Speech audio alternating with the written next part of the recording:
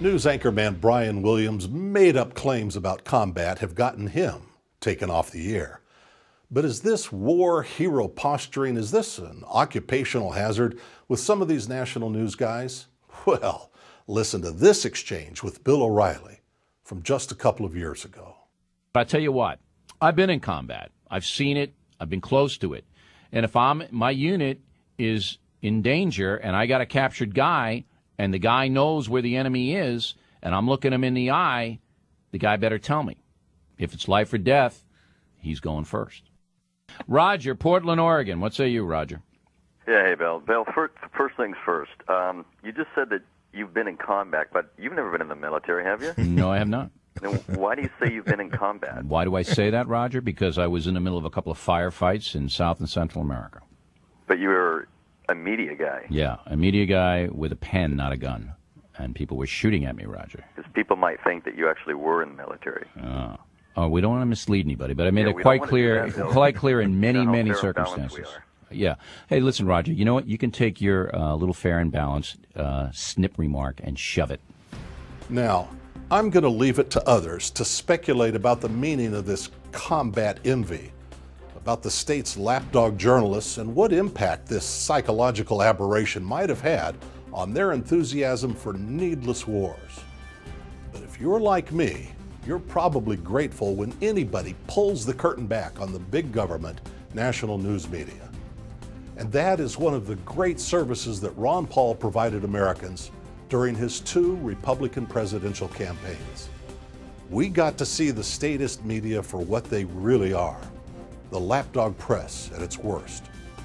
Hi, I'm Charles Goyette, and I'm here to ask for your help with an important new documentary about Ron Paul's battle with the empire of lies. I talked with Ron recently about some of his encounters with the press. And I can think of one that was rather brutal. And you really have to have, I don't know what it's called, maybe thick skin or something. There were a lot of them, news reporters who justified Ron Paul's low expectations, who dissed him or dismissed his challenge to the Washington establishment. They were from the left and from the right and from all the networks. The consternation of some, such as CBS newsman Bob Schieffer, that anyone would dare to challenge the revealed wisdom of the state was palpable. Like so many state sycophants and celebrity journalists who think the news is what the government tells them the news is. Now, Schieffer visibly swooned at the sight of George W. Bush in a flight suit, proclaiming mission accomplished in Iraq. And of course, he peddled all the untrue WMD propaganda as well. Schieffer lapped up the lies of the state, but he could barely contain his contempt for Ron Paul's challenge to the Washington consensus.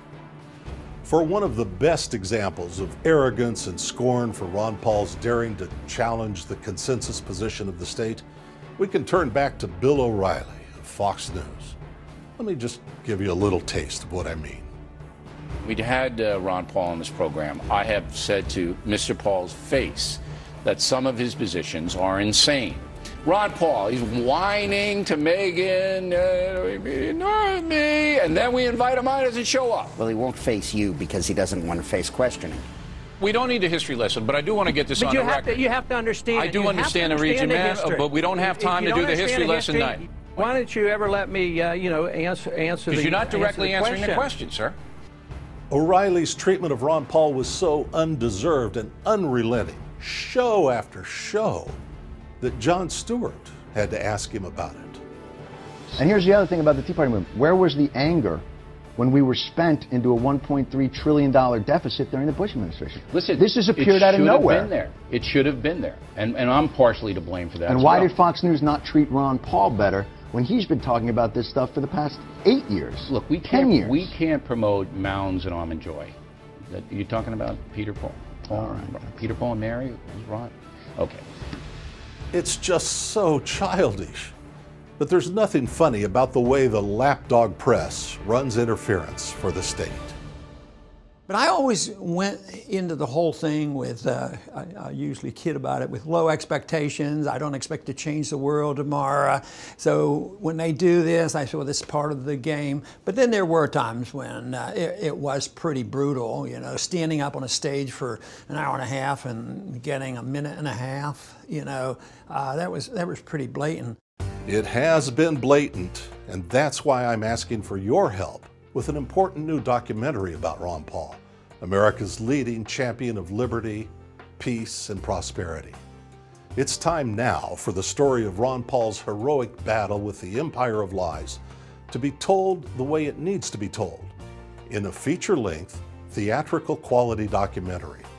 We need to take our country back from the government. We need to take our freedom back from the state. Will you help? While we still can, we can help Ron tell the truth that they didn't want you to hear.